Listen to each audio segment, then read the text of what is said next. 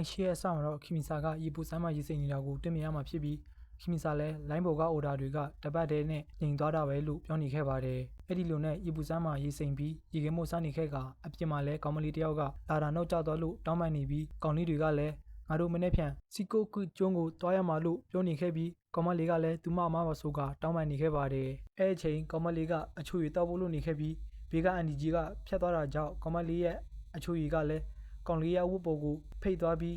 ကောင်မလေးလည်းတောင်းပန်နေခဲ့ကချက်ချင်းတုပ်ပေးမယ်အလုံးမှာခီမီစာလည်းအဲ့ဒါကိုတောလိုက်လို့မဖြစ်ဘူးဆိုက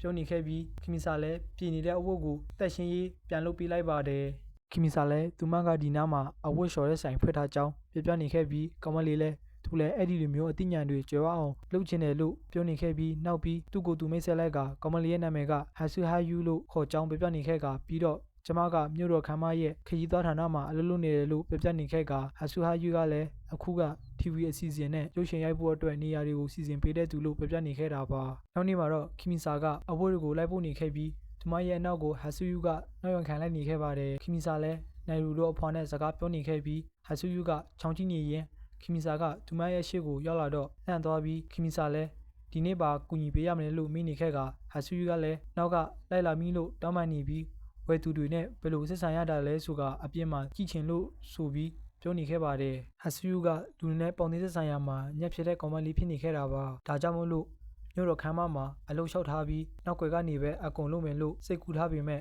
တာဝန်ကျတဲ့နေရာကခီးသားဌာနရဲ့လမ်းပြတာဝန်ဖြစ်လာခဲ့တာကိုပြနေခဲ့ပြီးအဲအချိန်ခီမီစာရဲ့ပြည်စုံတဲ့အသိဉာဏ်နဲ့ပေါင်းသေးဆက်ဆံရေးကောင်းတာကိုပါမြင်ပြီးပြောရရင်မေးချင်တာပါအလုံးနဲ့ဖောက်တဲ့တွေကိုအစင်မပြေဘလို့ဆက်ဆံရတာလဲဆိုတဲ့လိုဝက်ချဲလို့ခီမီစာကိုအကူအညီတောင်းနေခဲ့ပါတယ်ခီမီစာလည်းစဉ်းစားနေခဲ့ပြီးအစင်ပြေရဲ့အများဆုံးရေချိုးကမှာအတူတူသွားရအောင်လို့ပြောလာခဲ့တာပါဒီလိုနဲ့ရေချိုးကကိုရောက်ရှိလာခဲ့ပြီးခီမီစာလည်းဟဆူယူကိုပြနေခဲ့ကဟိုလိုလို့ရင်ဒီလိုဖြစ်တယ်ဒီလိုလို့ရင်ဟိုလိုဖြစ်တယ်ဆိုပြီးဆရာမကြီးခီမီစာကရှင်းပြနေခဲ့ပါတယ်နောက်နေ့မှာတော့ခီမီစာကအဝတ်လေးလဲပို့နေရင်ဟဆူယူကလူတွေနဲ့စကားပြောပေါင်းသေးဆက်ဆံနေတာကိုတွေ့လိုက်ရပါတယ်ဒီလိုနဲ့ခီမီစာနဲ့ဟဆူယူကတင်ပေါ်စီးနေခဲ့ပြီးမနေ့ကဟဆူယူကခီမီစာကိုတပ်ပုံမော်ဒယ်အဖြစ်လုပ်ပေးဖို့တောင်းဆိုထားတာကိုတွေ့ရမှာဖြစ်ပါတယ်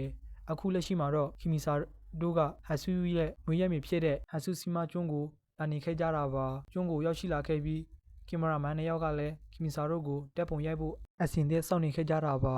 ဒီလိုနဲ့တပ်ပုံတွေရိုက်နေခဲ့ပြီးကင်မရာမန်က post ပေးခိုင်းနေတာကြောင့်နှစ်ယောက်သားလည်း post မပေးတတ်ပဲဖြစ်နေခဲ့ပါတယ်ဒီလိုနဲ့စားသောက်ဆိုင်တစ်ခုကိုရောက်ရှိလာခဲ့ပြီးမာထားတဲ့အစားအစာကိုကြည့်ပြီးနှစ်ယောက်သားလည်းအံ့ဩနေခဲ့ကဟဆူယူကလည်းမွေးရမည်ဆိုပေမဲ့ဒီအစားအစာတွေကလွယ်နဲ့မစားရဘူးလို့ပြောနေခဲ့ကနှစ်ယောက်သားလည်းစားနေခဲ့ပြီးအရသာအရန်ရှိနေတာကြောင့်ဟဆူယူကမျက်ရည်တွေပါကျနေခဲ့ပါတယ်ဒီလိုနဲ့တနေရာပြီးတနေရာတပ်ပုံတွေလိုက်ရနေခဲ့ပြီးညနေကိုတောင်ရောက်ရှိလာခဲ့ကခီမီစာတို့လည်းဤပူစမ်းမှာရေစိမ်နေတာကိုတွေ့မြင်ရမှာဖြစ်ပါတယ်ဤချိုးပြီးတာနဲ့